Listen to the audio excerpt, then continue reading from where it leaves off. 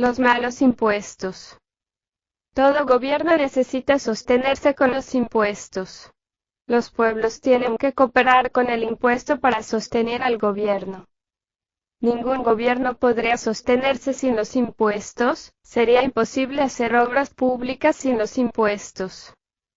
Los gobiernos necesitan de la cooperación de todos los ciudadanos para poder realizar todos sus programas de acción, empero tenemos que reconocer que hay impuestos justos y también impuestos injustos. Resulta injusto sacar el dinero de las pobres bolsas de los trabajadores para sostener el sanguinismo burócrata que favorece a los ricos. Los ricos de todos los países de la América Latina en una u otra forma están relacionados con los monopolios de las grandes potencias extranjeras. Estas potencias dominan totalmente la minería, el algodón, el café, maderas, azúcar, frutas, petróleo, etcétera, etcétera. Es también sabido que los ricos suelen dominar indirectamente por medio de inversiones, empréstitos, créditos, compra de valores y certificados de participación, industria de transformación, transportes terrestres, aéreos, marítimos, sociedades de seguros, etc. Los millonarios extranjeros obtienen beneficios extraordinarios de las empresas de los estados que gobiernan a los países subdesarrollados.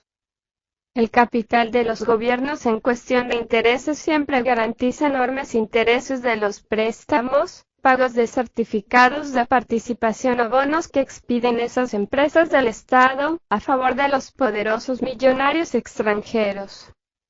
Las grandes potencias controlan totalmente toda la vida económica de los países subdesarrollados. Los ricos esclavizan a los pobres trabajadores y los explotan miserablemente con apoyo total de los gobiernos vendidos a las potencias extranjeras.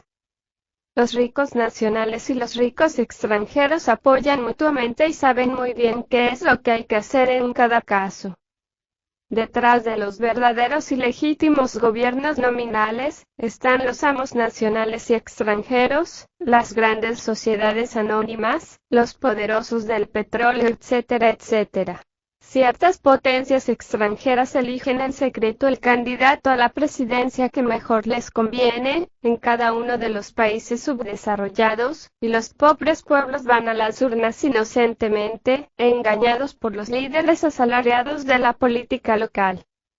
Los ricos apoyan al Estado porque les conviene el Estado, ellos saben muy bien que sin el apoyo del Estado no podrán explotar a los infelices trabajadores.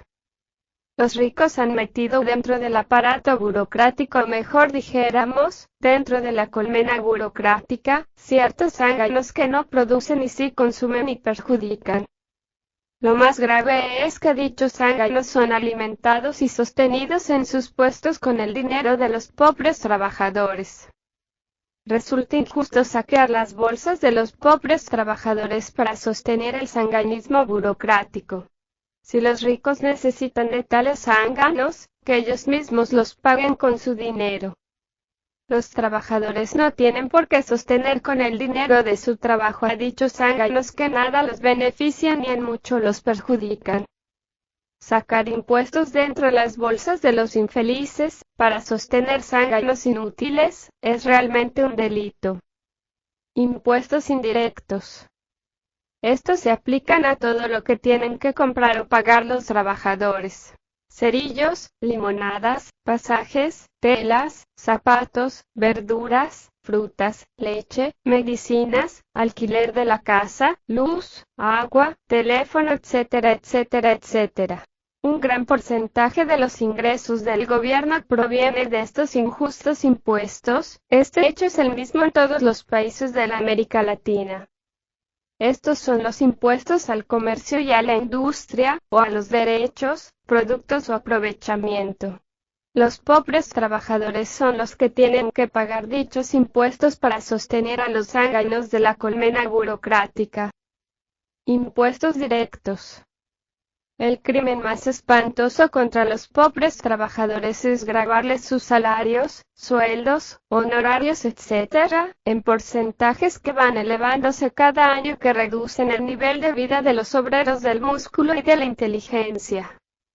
El dinero que sale de las bolsas de los pobres trabajadores, sirve para malos fines, para sostener a los zánganos del aparato burocrático. Los pobres trabajadores, los hombres del arado, los que trabajan en las vías públicas, los infelices que barren las calles, etcétera, etcétera, etcétera, no pueden mandar sus hijos a las universidades porque hasta las becas son para los hijos de los poderosos.